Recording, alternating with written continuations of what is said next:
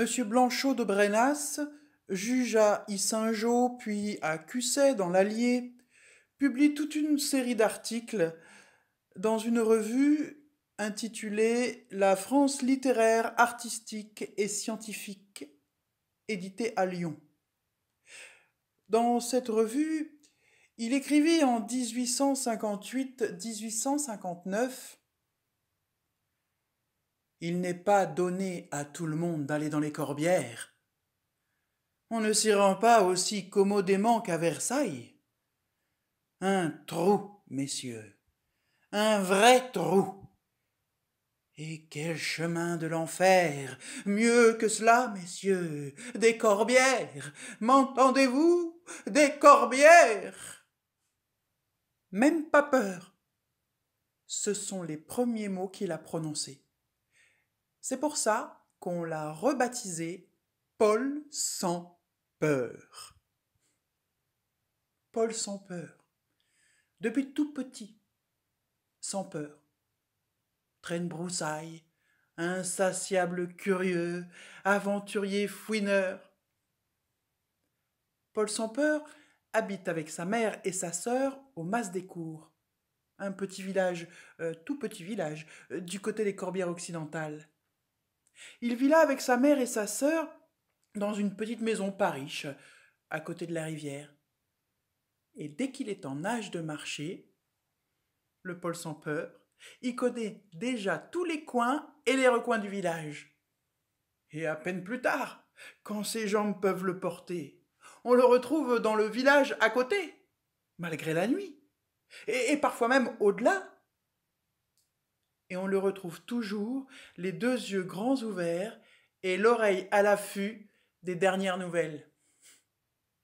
Bien sûr, sa mère s'inquiète de toutes ces sorties, surtout des sorties la nuit. Alors elle tente de le raisonner, et elle tente même de le punir. Et parfois même elle le... Même pas mal, même pas peur. Rien n'y fait. Il tient tête. Alors, un jour, sa mère a l'idée de l'effrayer.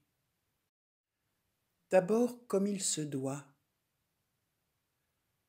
Un soir à la veillée, elle invite la vieille, l'édentée, celle qu'a papuscuno Slabucco, pour qu'elle raconte.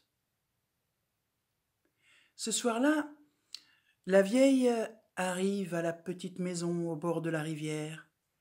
Elle croise Paul sans peur qui s'en allait comme d'habitude. Elle l'interpelle et lui dit de rentrer avec elle dans la maisonnée. La vieille s'installe à côté de la cheminée.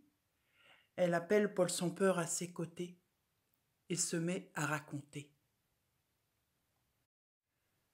Pierrot, il était musicien. Il habitait la vallée du Loquet. Ouh, un fameux musicien.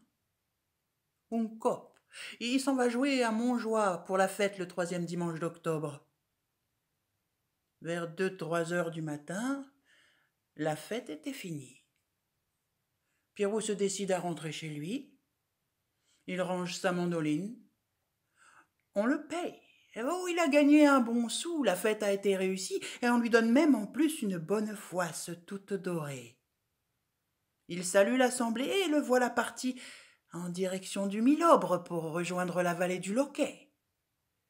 Mais, arrivé à la Fune del Grataio, un loup tout gros dehors, se met à lui tourner autour.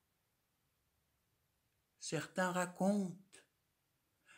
me racontent qu'il est monté sur l'érable à côté de la fontaine pour sauver sa peau. Ceux qui sont allés voir disent que des lambeaux de sa veste y pendouillaient encore. D'autres disent qu'il a donné au loup petit bout par petit bout toute sa bonne foisse avant de finir comme elle déchirée dans le ventre du loup. Tout ce qu'on peut lui souhaiter au Pierrot, c'est d'être mort de peur avant d'avoir été dévoré. Même pas vrai? même pas peur. Pierrot, à la fune del grataio, il est, oui, monté sur l'érable, mais le manche de sa mandoline dépassait de sa saquette, et une des cordes de l'instrument a accroché une branche, et ting! La mandoline a sonné, et le Pierrot a vu le loup faire un bond en arrière. Oh! Sais-tu que tu aurais peur de la musique, toi? Et Pierrot a joué de la mandoline toute la nuit, gardant le loup à distance. Et au petit matin, le loup est reparti les oreilles pleines et le ventre creux. Pierrot, lui, est descendu de l'érable et est rentré chez lui en jouant de la mandoline.